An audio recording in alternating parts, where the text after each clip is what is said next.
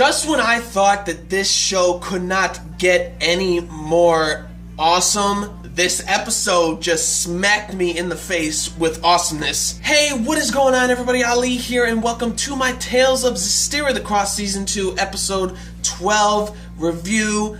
Obviously, another great one, and the whole thing with the King of Calamity possibly actually being defeated next week, I'm okay with it, actually. I didn't think I would actually feel that way because I didn't want him to lose this fast, because I feel like Sora didn't completely get all of his training in.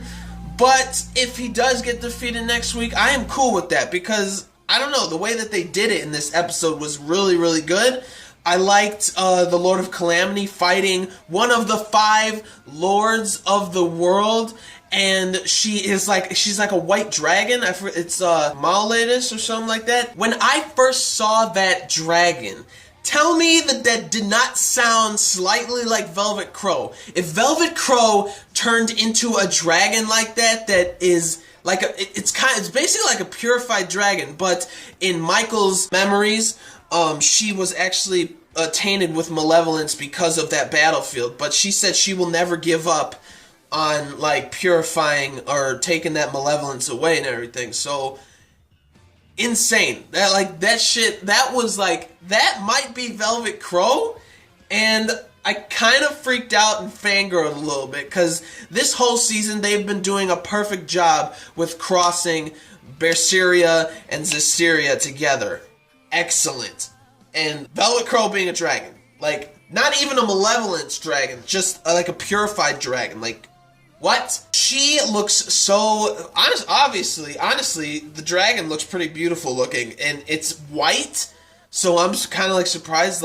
She does have some malevolence, but it's because of what happened with Michael and Heldalf, the Lord of Calamity, back then, about what happened, what Heldalf did to Michael. They were supposedly friends, but that's what happened with her. She is a white dragon, a divine dragon. She's not malevolent. She's not full malevolence or anything like that. So this episode was mostly King of Calamity first fights the white dragon, Mauletus. I keep butchering it, but that's just what I do. I butcher things until I get them right. He fights her. He kind of beats her, traps her in some kind of ball of malevolence. And he's like, how could malevolence be this powerful? And then Sora gets there. He starts fighting the Lord of Calamity, and he clashes with Calamity. And something that I loved about this episode was that when he clashed with the Lord of Calamity,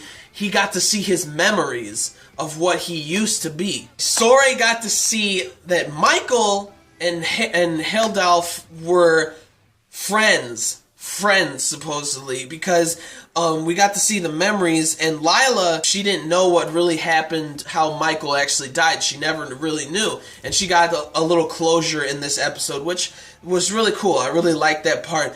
And we got to see that Michael was harboring, he wanted this village that he was helping out with Heldalf, that it would be the harbinger between humans and Seraphim, so then they can finally coexist and everything. And he goes to the divine dragon with Heldalf, and he wants this village to so prosper and everything. And then you see Heldalf, his face, and he uses that village for a battlefield, for a battleground. Everything goes up in flames. I am angry for Michael.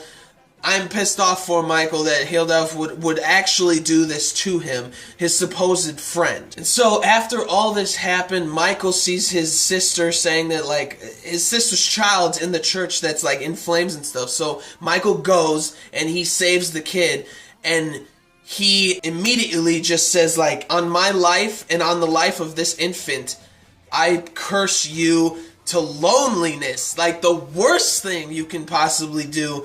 Curse somebody to loneliness for all eternity, to Heldalf. I keep butchering his name, but Heldalf, to an eternal life of solitude. And he, everybody's dying around him, the pain of loneliness, affecting him so much, trying to kill himself, and it's not working and everything. And that's how the Lord of Calamity was born. And like hearing all about this, saying that Michael died in the church with the flames and everything. He died in there, and it was really cool to see Lila actually getting closure for what happened with Michael. And Michael was actually a retired shepherd at that time, so I'm like, that's pretty interesting to know about too. So then it is a continuation of the Lord of Calamity fighting Soray, and then Alicia comes in like being formed with Mikleo, which would look really badass.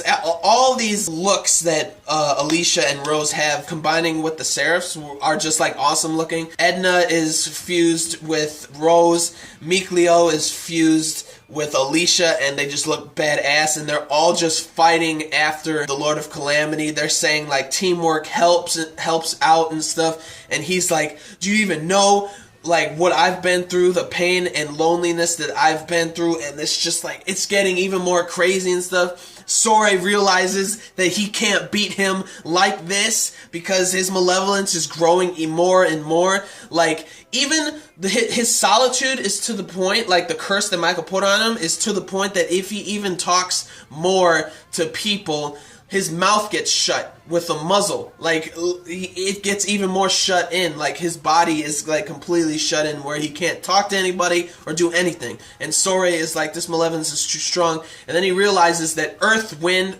fire, and water combined to be one are the seraphs that basically like created the world and stuff. So then he combined all four seraphs.